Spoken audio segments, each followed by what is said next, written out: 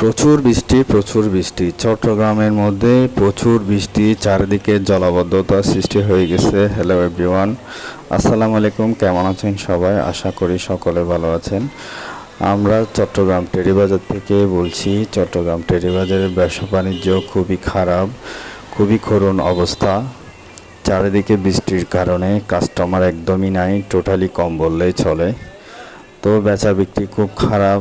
রোডের মধ্যে দেখেন কোনো কাস্টমার নাই, রোডে একদম ফাঁকা।